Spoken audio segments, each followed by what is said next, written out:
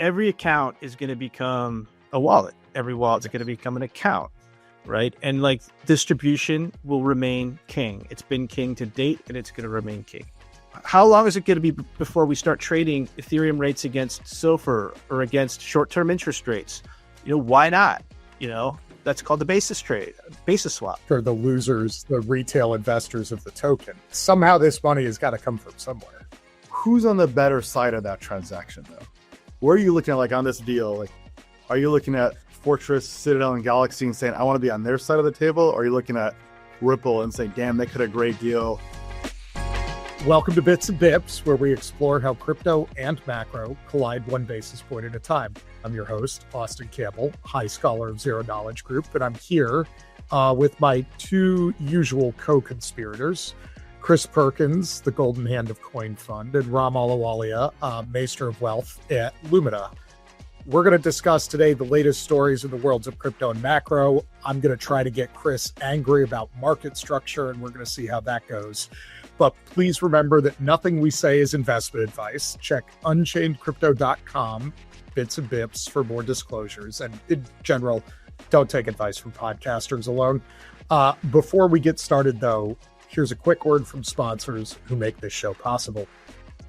Mantle is launching the Global Hackathon 2025 to accelerate the future of real-world assets.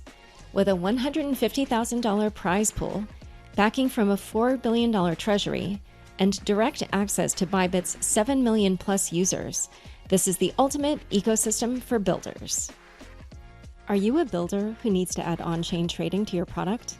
The Uniswap Trading API from Uniswap Labs offers plug-and-play access to some of the deepest liquidity in crypto. It's on-chain execution at an enterprise level. More liquidity, less complexity. Visit hub.uniswap.org to learn more. So, getting started here today, guys, we're going to start with our favorite topic as ever, which is the market and macro. So, we've titled this little one, Is the Era of Ever Falling Interest Rates Over? And I'm going to start by saying, in a literal sense, the answer there is almost certainly yes, mainly because, like Chris, myself, Ram, all lived and traded through a time period where rates were descending to zero over a roughly 30-year period. And once you hit the zero floor, very strange things start happening if you try to go further. So I like our odds of not going lower than that. But why do I ask this? What is going on?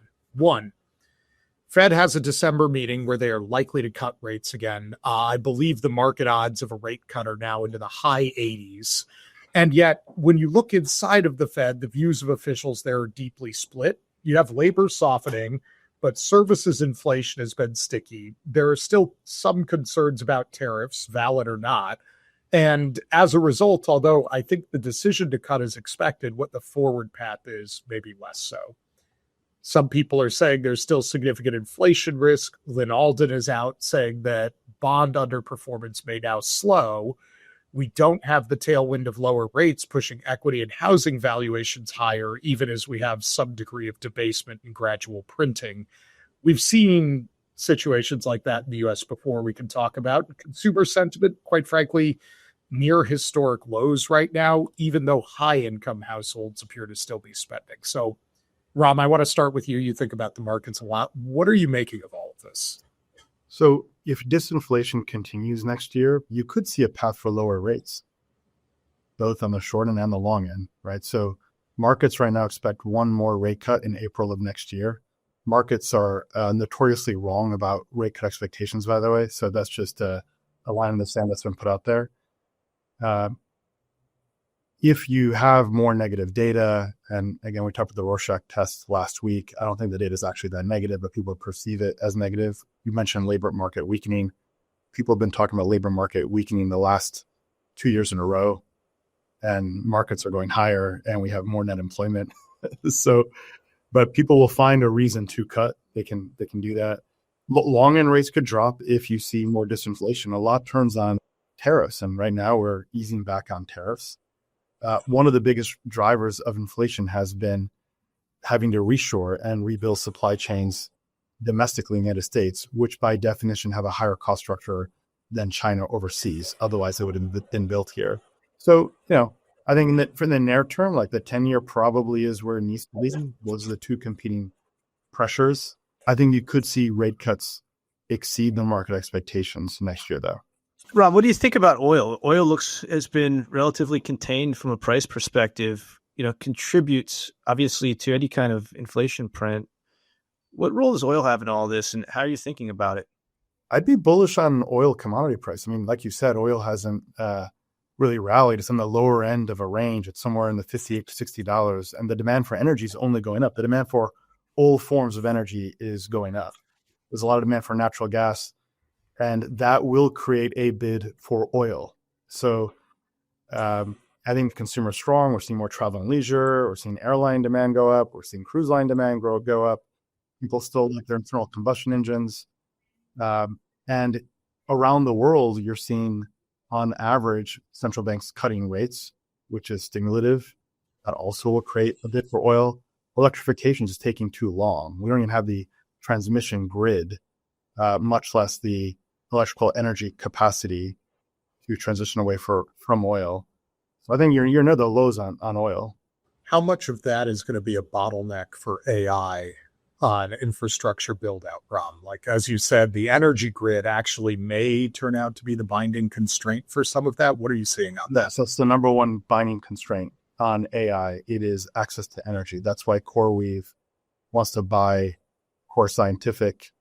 That's why you have GE Verona and Cummins and Schneider stock prices going up, because they build these natural gas turbine systems. So yeah, that energy is the constraint on AI adoption. Nuclear is too far away in the future.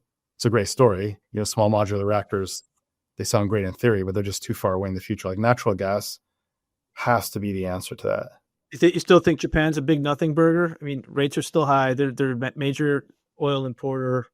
Now that the prime minister is making some noise around China, like where's your head in Japan right now?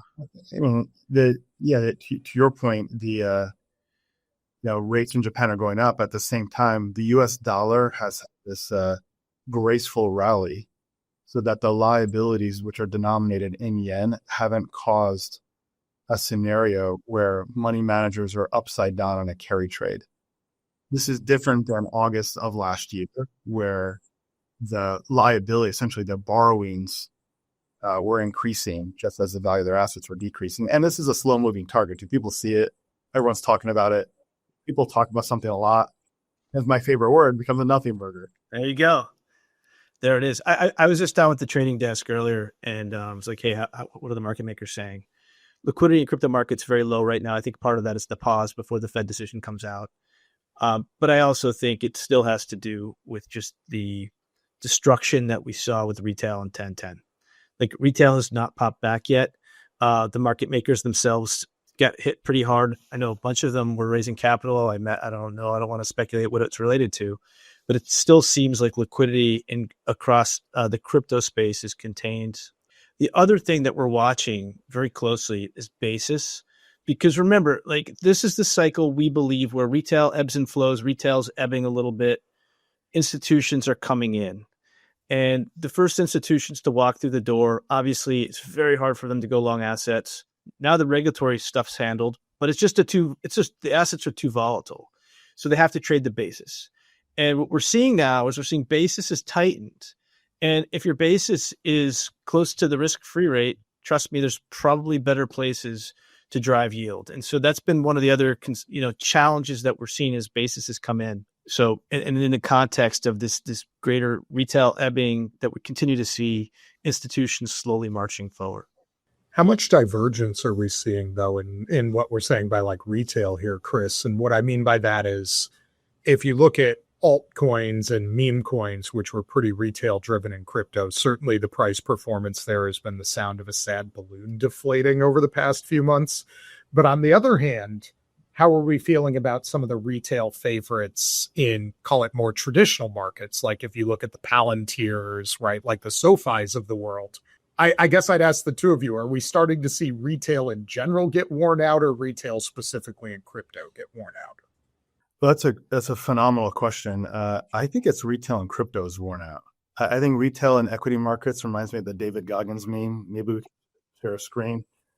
You know, you guys will be Sellers are exhausted, and then it's just Goggins. Goggins. They had a $1.5 billion financing. Do you see the stuff last Friday? NOC was on 6% on Friday, and Monday it's down 80 bips. Right? Like every dip is being bought by retail investors. So the dips are shallow, and a lot of it's also because institutional investors remain offsides going into year end. But that's the beauty of convergence, right? Now retail is looking at, okay, what are my opportunities in either equities, crypto or somewhere else? And so as quickly as they may move out of crypto into traditional tech, they can as easily come back because, again, a lot of those barriers are now being eliminated. Yeah, I agree. It's all moving to one platform, which advantages these super apps that can trade everything. And the more things that get tokenized, it's interesting to question who's the winner in the long run. Is it these crypto natives or is it TradFi that just kind of co-ops the system? Because you've got digital assets going to TradFi, and then TradFi is getting wrapped with tokenization. I think this cycle, you're going to see the empire strike back a little bit, right? Because you have the crypto people building into TradFi. And when the TradFi, and they're building into crypto. And so, and they have a lot of scale. They have a ton of distribution. They are a very, very viable force. And so we're going to talk, I think, a little bit later about some folks that are learning how hard it is, to go toe to toe with those incumbents. But yeah, I think that they're well positioned. Convergence isn't equal. And I think we're seeing a lot of the trad folks moving in. I agree. Do you need all these fancy new wallets when you can access the asset through your traditional brokerage account? I'm not sure that you do. So yeah, no, I agree. I think convergence advantages the incumbents who also know how to build an amazing user experience. But not all the incumbents. Yeah. Well, yeah. Okay. So some of them are fighting back. We'll leave out IBKR's user interface. Sorry guys, I love you, but it's terrible. All right. So question that, or actually let me give a little bit of a framing as I think about this then, is one of the things that I've been watching for a while is this idea that we're going to tokenize everything and therefore all of the crypto native platforms are going to win. And I get the appeal of that argument to a crypto native because you're like, well, we've had a hard time getting distribution. We're finally getting these things moving. We're finally having people show up. Look, even funds and maybe stocks are going to be tokenized. On the other hand, doesn't this just inspire literally JP Morgan and Fidelity and Vanguard and Schwab to build wallet infrastructure to handle this stuff? And then once they integrate it, all the unique special things that you thought you were doing in crypto are just in your Robinhood app. So to Ram's point, why do you need anything else? Because here I guess is the provocative question. Are there brokers or banks in the United States that on a standalone basis have more customers than all of crypto? Do you know the answer to that already? I mean, for sure. I mean, all the major money center banks fit that bill. Yeah, and so it leaves me in the point of, are we so sure crypto is going to win that engagement? I agree. And Stripe acquired a company that does wallet infrastructure as a service on a white label basis. So if you're a big tech company that isn't with the times, you just rent it. We saw this in FinTech 1.0 in 2015, where you had these lenders come out of nowhere with a better user experience and their first round of neobanks. And then 1 to 2 years later, you had other fintechs emerge, which were the arms dealers that rented the software to the banks, and the banks upgraded. Those are players like nCino and Blend Labs on mortgage, for example. So I agree. I think the Empire Strikes Back thesis makes a lot of sense. Saw that movie on the plane ride back from SF this weekend, by the way. What a great movie. So good. There you go. But I do think there's a really big arms race amongst the incumbents, and they're either going to have to build or buy, or partner. Some of them can't buy because they're under consent orders and they're in trouble with the regulators. So that brings you to partner. And I think this is dance partner season, right? What capability do I need? Do I need a wallet? Do I need a layer 2? Do I need a stable coin? who's my dance partner? Because if I can't build it fast enough, my competitor is. So I got to find a dance partner to get to market as soon as possible. That's net positive for the crypto startups because the big guys are coming in and they're going to need that tech and someone who can move more quickly. I'm seeing it everywhere. Like we just saw the even I guess it's not startups, but like the Kraken Deutsche Börse announcement, right? Like who's my dance partner? It's happening everywhere. This is dance partner season. Ironically, it'll probably favor like crypto entities that have not launched tokens if we're talking about partners in M&A as well, because that reduces the amount of like grit that you need to get into one of these partnerships. Look at the wave of acquisitions, right? Like look at Stripe with Bridge, look at the potential BVNK acquisition, right? Look at what Ripple has been up to. Find me, and I'm not saying that like I necessarily agree with this approach, but find me any project with a significant token that has been acquired by a mainstream traditional financial entity. Yeah, to date for sure, it's been challenged, but I think that is, these are. Yeah, we could talk all day around the difference in valuation between equity and tokens and utility and this and that. I think that scarlet letter is kind of a thing of the past, where I do think in the future, maybe, we'll have a prediction episode where we're going to talk about M&A with someone with the token. But again, I don't think it's just M&A. I think it's partnering. It's, hey, give me your tech. I'm going to white label it and off we go.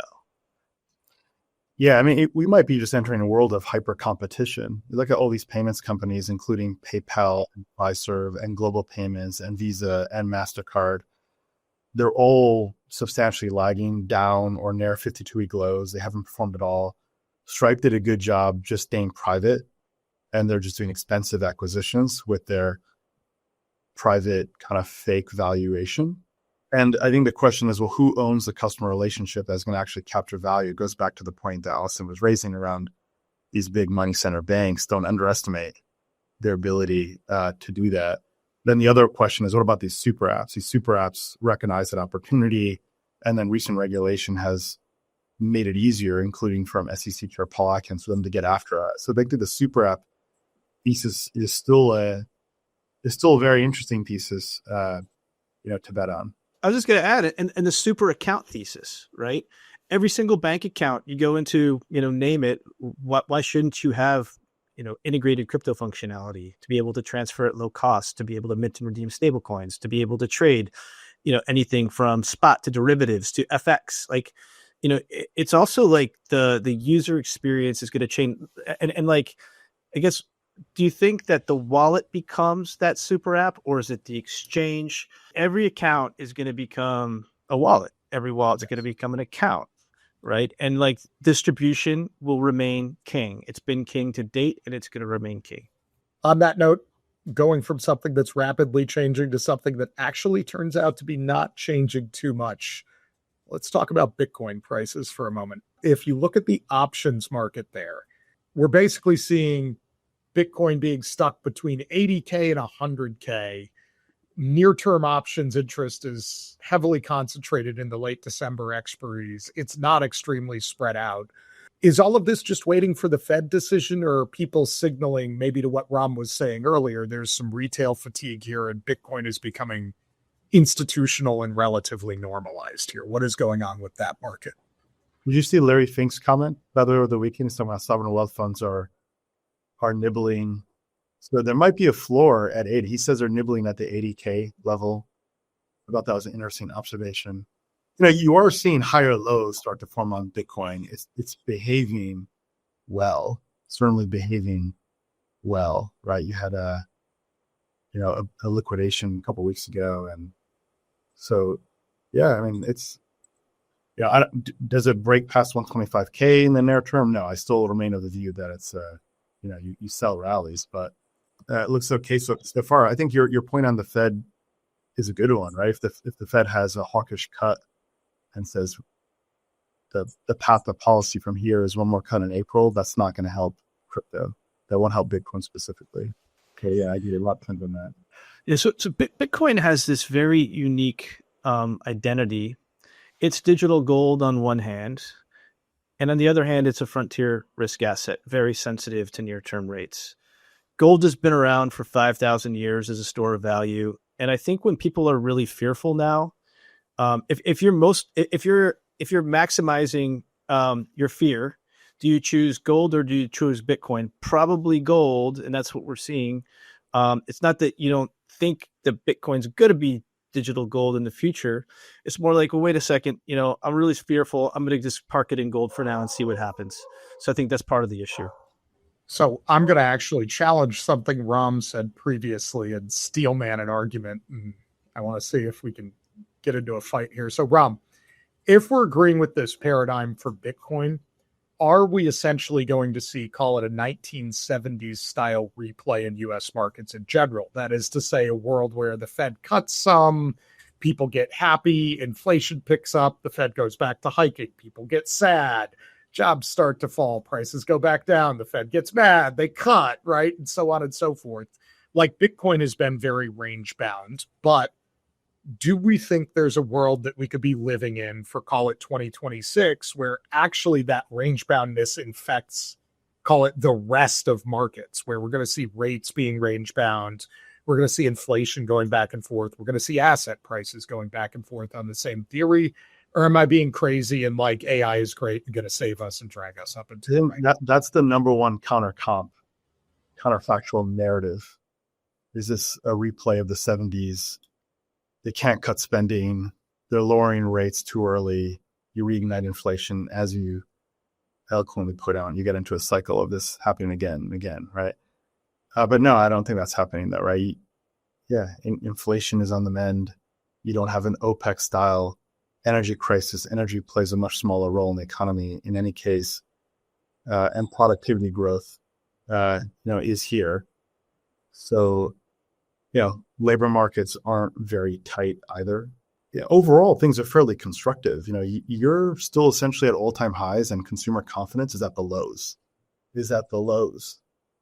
And it's at the lows because people have PTSD and anxiety. And most of that's coming from politics, geopolitical risk, and headlines and televised news and social media, which people are just doom scrolling their way down to a low consumer confidence number. And that creates a wall of worry. And that's actually bullish. Many, many people, I was talking to an RIA last night, money manager, and he said he has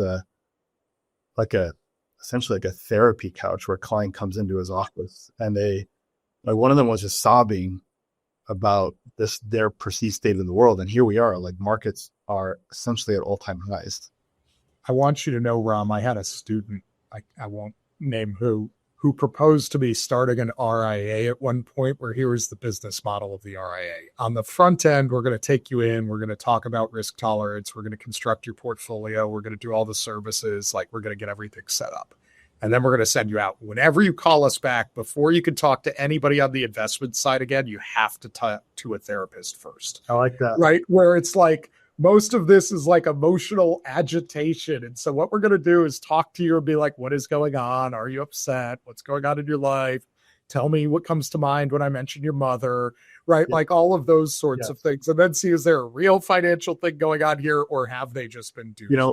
One of the biggest tells when I was at Merrill Lynch was when people had to stay late and they ordered pizzas and they were holding their clients' hands, like that was the time to buy stocks. So I think sentiment is really dour right now. And if you look forward a year, 26 will be very good. This is it's a wall of worry driven by politics.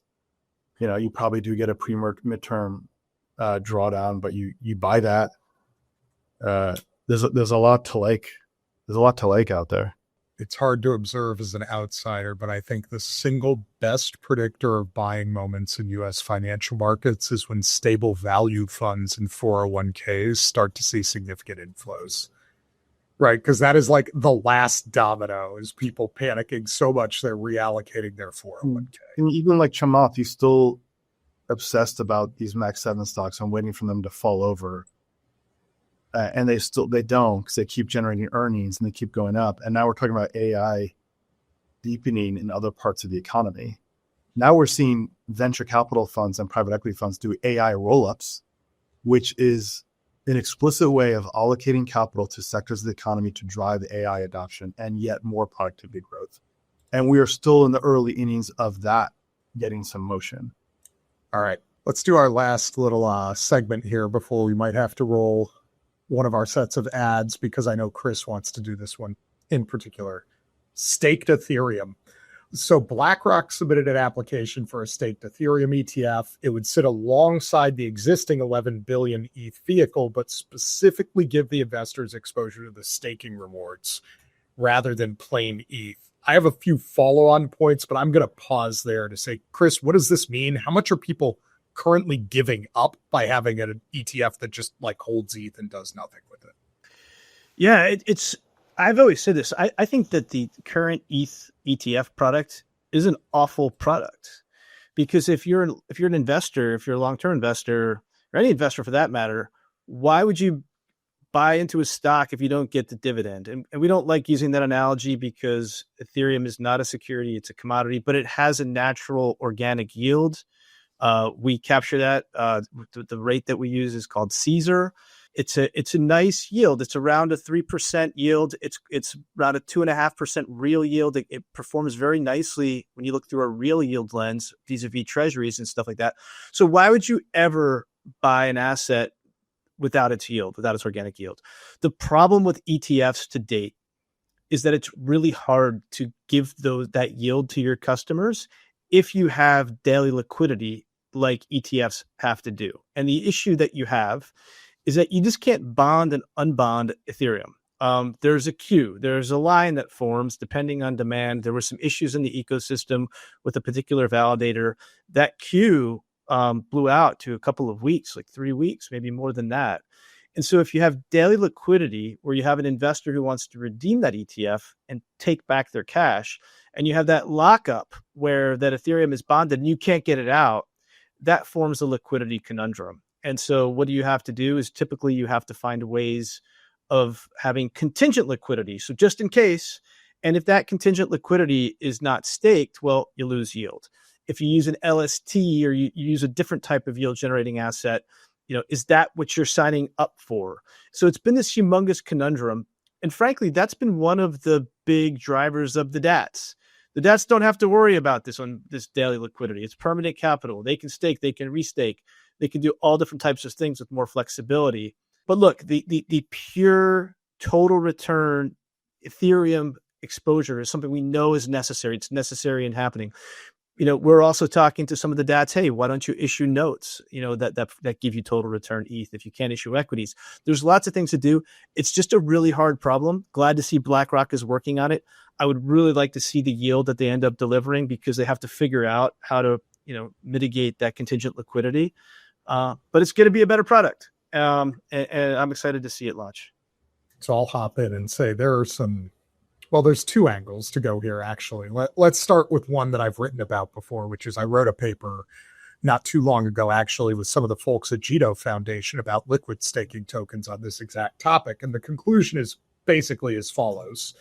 One is that the design of your liquid staking token actually really matters in this context, Chris, I think for the exact reasons you're talking about, which is you need to be able to get in and out of the liquid staking token well enough that people arb it to the value of the underlying.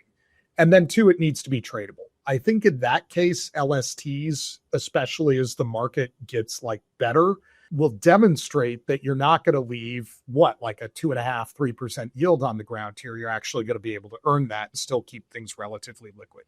Now, again, not all LSTs are created equal. So there's some grit on that statement. That is not a generic endorsement of LSTs, but well-constructed ones, I think, address this problem. Also, buried within the absolute dungeon level depths of the 1940 Act, there's something called interval funds. For those of you who have not run into those things before, that is not an open-ended fund, and it is not a closed-end fund at the extremes.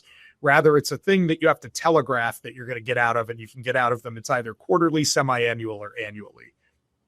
I feel like that's another good vehicle for staking, because then, Chris, to your point, if you need to unstake, you're going to know both when and probably in what amounts long before you have to do it to fulfill the investor redemption requests. And in a world with futures, even if the unstaking queue takes time, you can take the price risk off the table in the interim and get everything out. So I'm very excited about this one because I think that's a market structure improvement. fundamentally, the problem with like the ETF that does nothing, as you can see from the screen, is you're leaving percentage points of yield on the ground. It'd be like buying a T-bill and not getting the coupons. Yeah. Yeah. And people are like, oh, it's too small. Nobody cares about the yields. They do.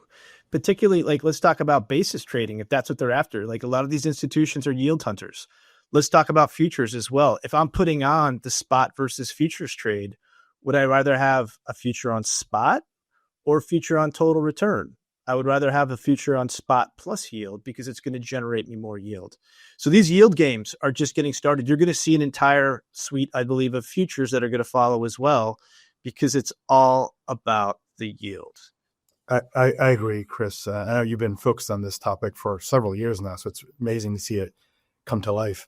How do you see yield from staking trade in equilibrium with like short rates from the Fed?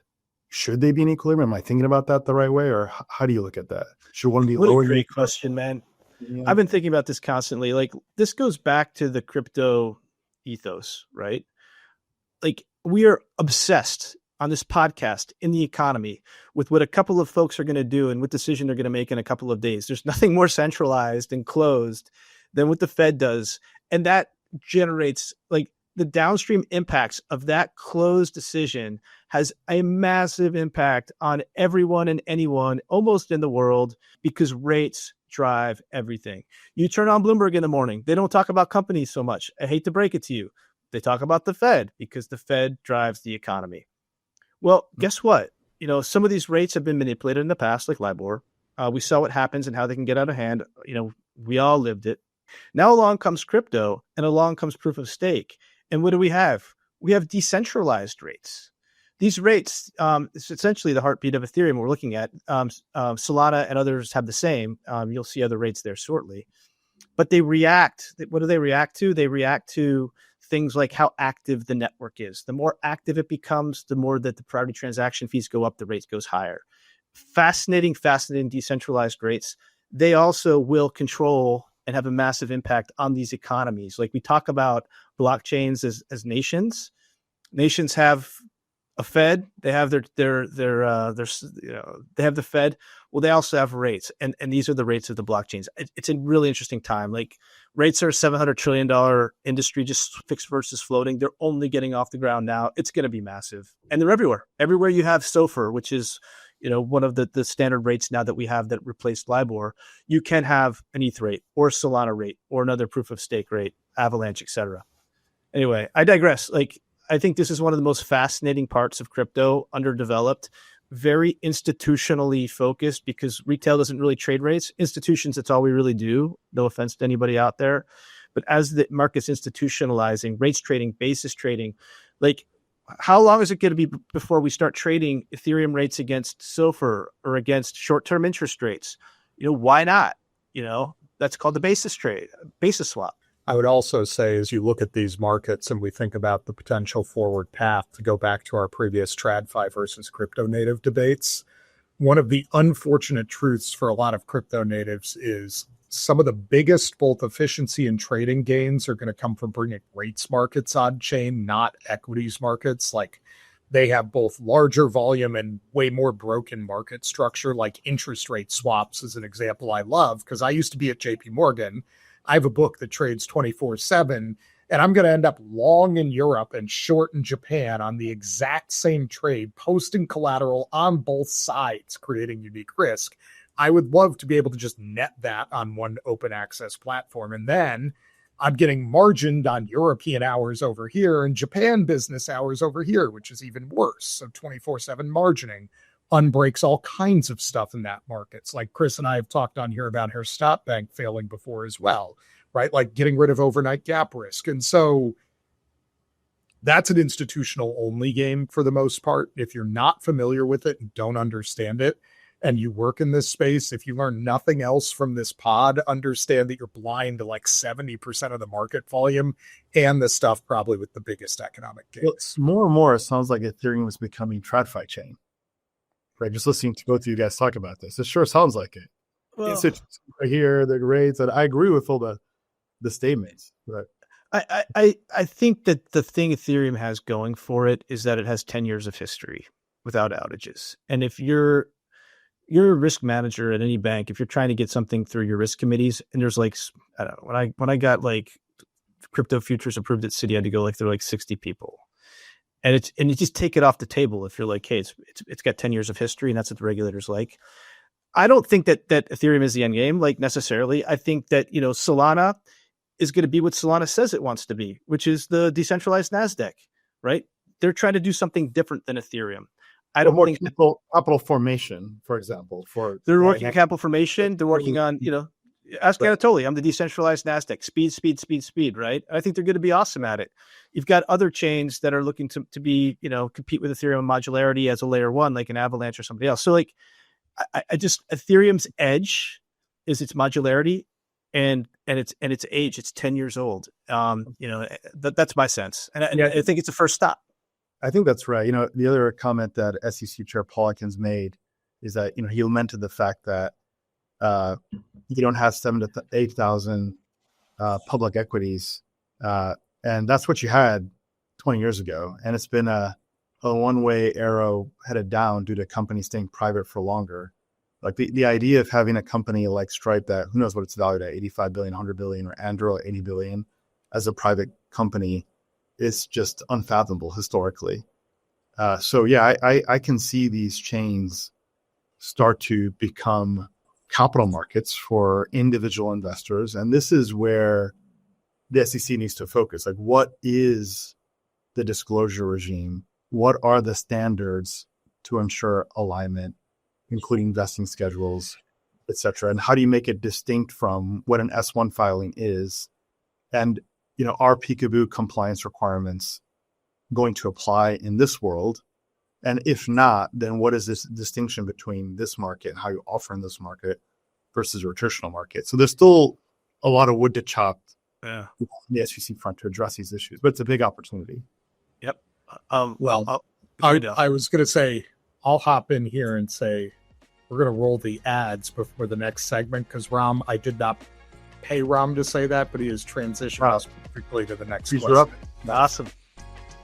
Mantle has entered a new phase as the distribution layer connecting TradFi and on-chain liquidity. To accelerate this vision, the Mantle Global Hackathon 2025 is inviting developers to build scalable RWA and DeFi products. Why build on Mantle? It's an ecosystem built for builders.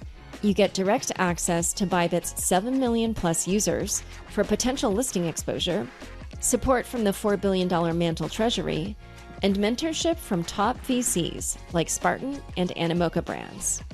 With 6 tracks prioritizing RWAs and RealFi, and a $150,000 prize pool plus grants, this is your chance to deploy on a high-performance modular L2. Register now. The link is in the show notes. Hey founders and developers, if you're looking to bring on-chain trading to your product, wallet, or platform, check out the new Uniswap Trading API from Uniswap Labs. It's your plug-and-play gateway to global on-chain liquidity. No deep crypto experience required, and no need to manage complex integrations or ongoing maintenance. With the Uniswap Trading API, you'll get enterprise-grade on-chain execution, combining both on-chain and off-chain sources for the most competitive prices. Simply put, more liquidity, less complexity. And this isn't just any API. It connects directly to the Uniswap protocol, which has securely processed over $3.3 trillion in total volume with 0 hacks. So stop worrying about liquidity infrastructure and focus on building your product. Get access to the same liquidity that powers billions in swaps through one powerful API. Visit hub.uniswap.org to learn more. All right. So, Ram, on the topic of capital raises that may not have disclosed everything, let's talk about Ripple. So Ripple raised $500 million at a $40 billion valuation. Investors included Citadel, Fortress, Galaxy, Pantera, and more. But the deal apparently included protections where investors have the right to sell shares back to Ripple after 3 to 4 years at a guaranteed 10% annual return. Investors also have liquidation preference, meaning if something happens with bankruptcy or sale, they have payment priority. And there are a lot of people who've been looking at this and saying 90% of Ripple's value came from the XRP in the first place. So what is going on here? Is this what's the right way to say this? Is this really raising money? What is going on? How should disclosure work? Yeah, this is interesting. That's called structure, liquidation preference, and a coupon, and the ability to put back. All that is called structure. So in a clean deal, you don't have structure, meaning you have a priced round. Everyone's in the same boat. And what it shows is that the valuation cleared at this price is because of the structure. So as an investor, count me in on that deal, by the way. Okay, can I get involved? Like a kind of half joking, I never looked at the analysis or not, but it's if you're Fortress, it's heads I win, tails you lose, isn't that? My worst case is I say, hey guys, here you go, and you owe me for having lent you your capital. Fortress is a very sophisticated lender. Some might say like aggressive or predatory, maybe. I'll use more capitalistic terms, but like aggressive, I guess. And I was always wondering, like, why did Fortress do this deal? Now you answer the question why Fortress did this deal. That sounds like a pretty darn good deal. Why did Citadel do the deal? Well, it's strategic for them. They're going to go make a market somewhere. Why did Galaxy do this deal? Well, they're a prime broker. They should be involved, right? Ripple owns Hidden Road. I think every player in that name has some strategic angle to this. So that's not a clean valuation, is one takeaway. You don't want to own common stock in that deal. Yeah, to me, so again, as a former fixed income person, I look at this thing and I'm like, wait a minute, didn't I just lend them money at 10% and get a bunch of warrants on top of that? That's kind of how that thing feels if I have the right to put that back in 3 to 4 years. It's all for headline. It's all for headline and hype. That's clearly what happened here. Chris, what's your take? Ripple right now is going through a transition just like the rest of the crypto industry, right? It's pivoting from XRP Army, solely retail driven, to institutional. Going to get out my RLUSD. I need distribution through a prime broker. So it's part of this greater theme, right? And to excel in that new environment, it goes back. You have your nothing burger thing. Dance partners, man. They need dance partners, right? You need liquidity providers. You need other major institutions that are going to help propel and accelerate this transition into the institutional space, right? And so, economics aside, hey guys, I got dance partners. We're going in institutional. I have my business model. Everyone and their mother's going to have RLUSD, which is growing before you know it. And everyone's going to use Ripple Prime X Hidden Road because I have a vision and I'm getting after it. So that's kind of how I see it. I hear you. I agree with your dance partner thesis. Build an ecosystem, get liquidity providers, get a balance sheet. Who's on the better side of that transaction, though? Where are you looking at, like on this deal? Like, are you looking at Fortress, Citadel, and Galaxy and saying, I want to be on their side of the table? Or are you looking at Ripple and saying, damn, they could have a great deal. They're going to break out here and get, emerging markets dominance in stablecoin. Does Ripple need the money? Oh, they raise money. I know. I don't know. Partners is your point. Yeah, I think it's a partner. I think it's more of a strategic round for both parties. I think it's a strategic round for Ripple. I think it's a strategic round. I think the other guys are getting some beautiful economics. Is this different than? We've heard the rumors of people paying to have big institutions use their blockchain, paying $50 million or $25 million. Like, it's different, but it's still about partnership in my mind. And yeah, I get the deal terms may not be awesome but who are the Ripple shareholders, right? Well, I was going to ask, are the losers the retail investors of the token? Like, somehow this money has got to come from somewhere. This is called a convex deal. Your downside is you make 10% each year. Your upside is that you have a call option. I'd rather own that and it's coming out of the equity claims supporting this deal, which are primarily retail investors. Am I reading that correctly? Just off the cuff analysis. That's what it looks like to me. Well, I guess that comes back to, do you think the majority of the value of the equity is the value of the token, and that they will essentially be selling more tokens to finance this deal, which is kind of the question I was asking. I mean, we saw for instance, recently on a smaller scale, a similar set of claims around undisclosed side deals for Berachain, right? And the reason this all comes back into play for me with the SEC is how much do people need to know about this? Like, should you have to disclose this if you have a token that you've been selling to retail? I think it goes back, Chris, to your point. I like this theme, the empire strikes back. I mean, the empire here is, right, Citadel is here. Like, these are firms that have been around for decades, and they're extracting their pound of flesh. And they're smart, and they're sophisticated. They know exactly, the amount of talent at these shops. These guys know what they're doing. Galaxy got in the club, which is interesting, right?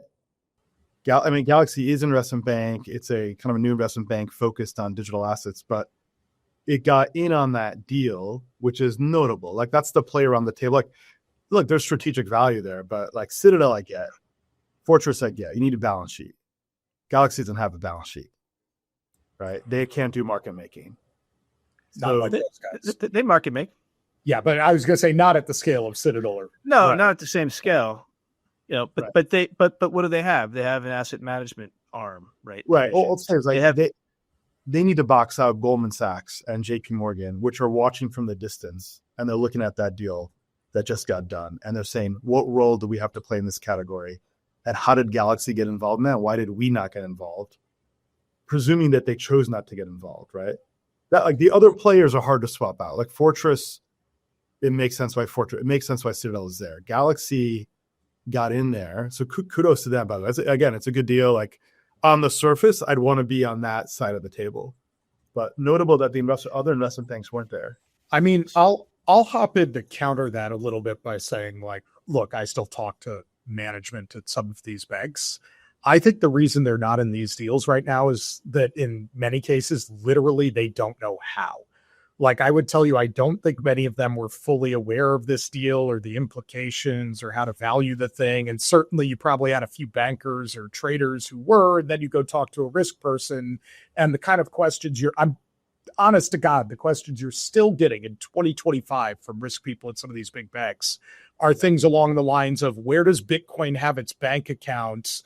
And isn't all of this money laundering? And it's like, there's just a crippling. Well, if you want to see money laundering, go to Art Basel, Miami, where I was last week. I I put it right next to where's Bitcoin's bank account, which should tell you what I think of that question. But like, real talk, I don't think the banks have the talent stack right now to execute on this for the big US banks. And it's going to be a crippling problem for them. A little bit like, when the internet shows up and internet commerce becomes a thing, all of the firms that are just like, we're not going to do it.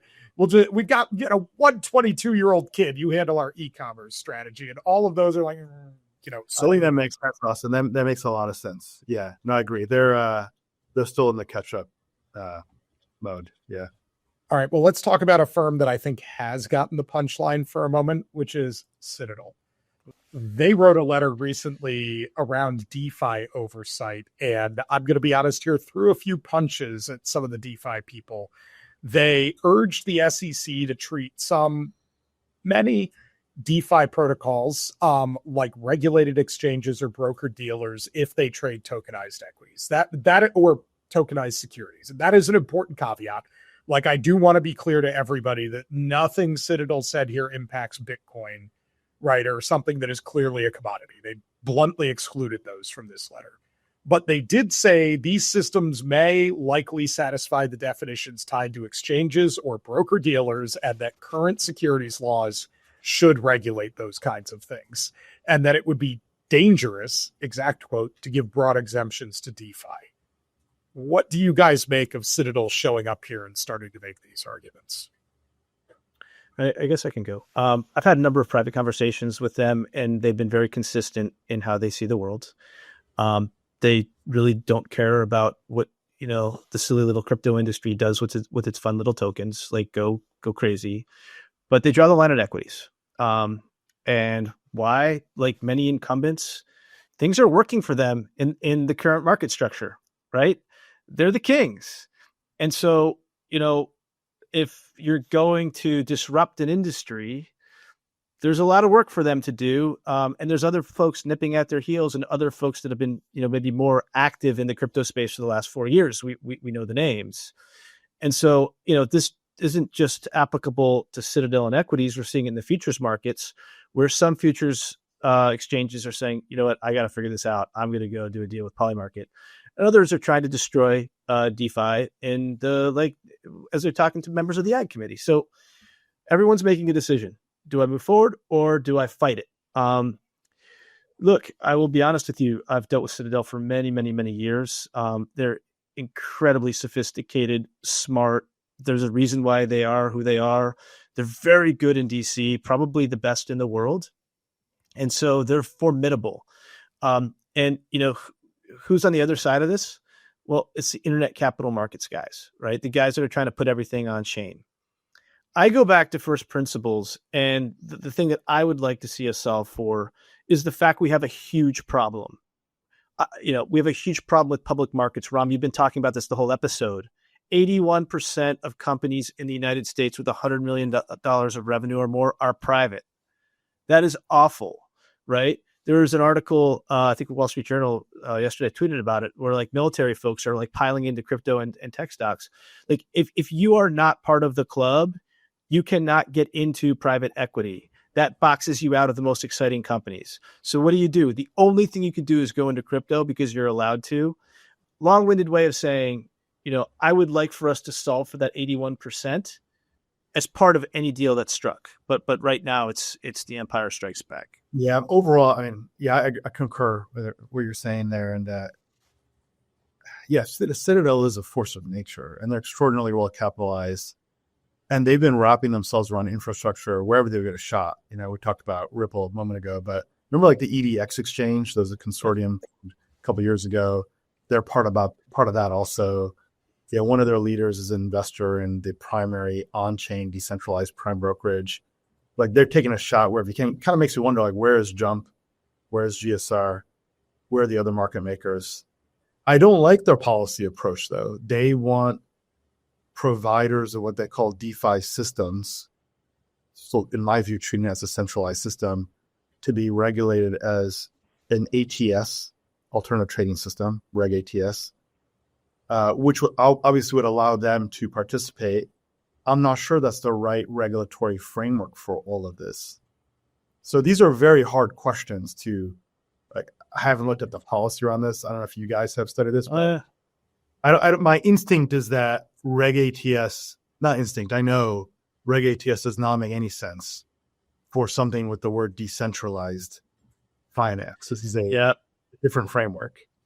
I was going to say, I think, I wrote a paper about this with V. I think the problem that we have here from an SEC perspective, and where I think their job is going to be very difficult if they intend to do it properly, is that some of the fundamental central assumptions that were made in the 70s coming out the back of the paperwork crisis that we built Band-Aid on Band-Aid on Band-Aid on Band-Aid on Band-Aid on top of, is that we essentially have undermined some of those. Like in the 70s, we ended up with something like DTC because the coordination problem of all the transfer agents working with each other was too great, right? Like you can't have 80 bilateral phone calls going when all you've got is a landline, and you can't move the mail fast enough to clear everything. So everybody immobilize your physical shares in a single location and let them trade off that. Okay, good.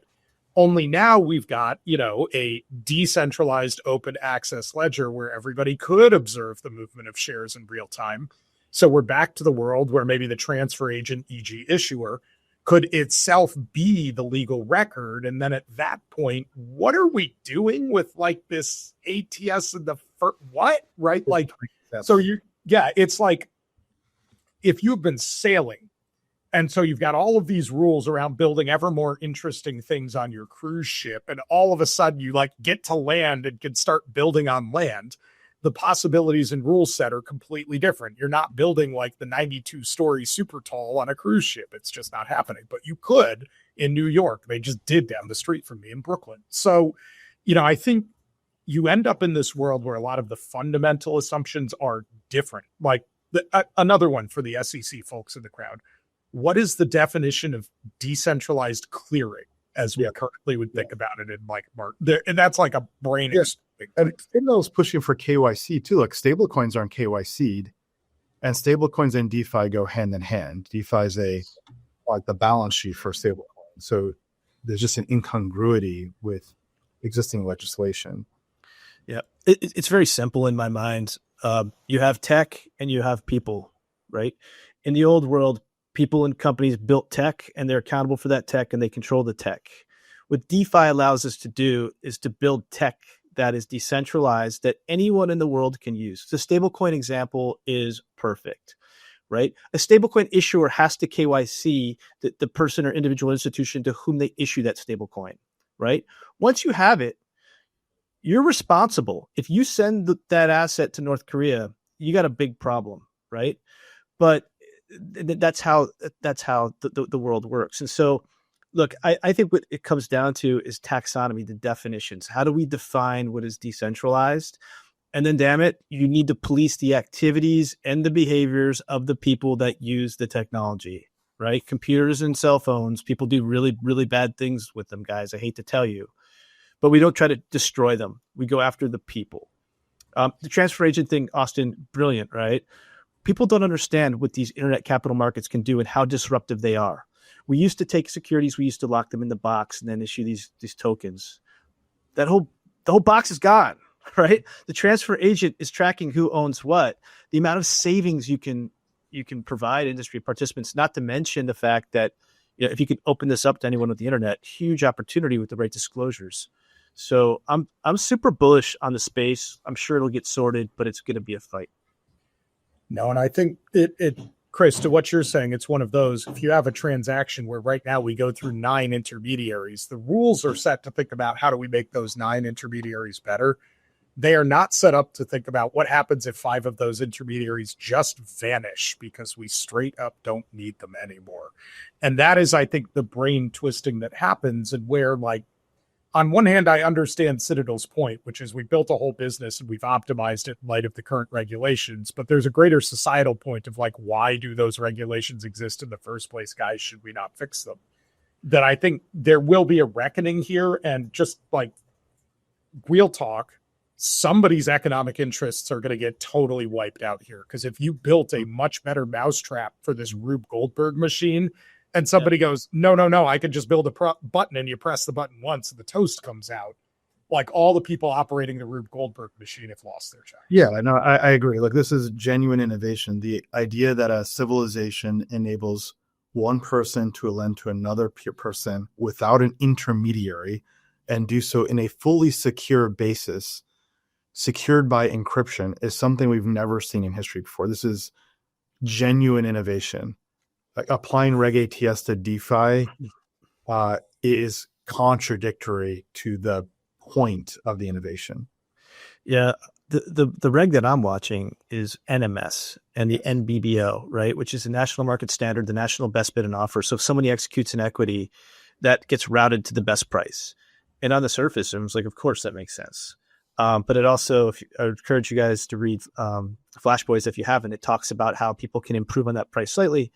It's very hard. Like, there's generally conflicts between the NBBO and decentralized finance because everything is so decentralized. That's what I'm watching. It's going to be really interesting to see how that gets sorted. I mean, part of the reason for the NBBO thing was that it's a black box how your broker executes your stuff, right? Like, you just put the order into, like, Schwab or Fidelity or Robinhood, and then magic happens and you get shares and you don't know what's happening. So they could easily be scalping you. In a decentralized system where everybody can see the execution price, the other venues, and the path you took, you have a different level of transparency there. And so, again, back to, like, part of the reason for that reg was a problem that no longer exists. So do we still need the reg?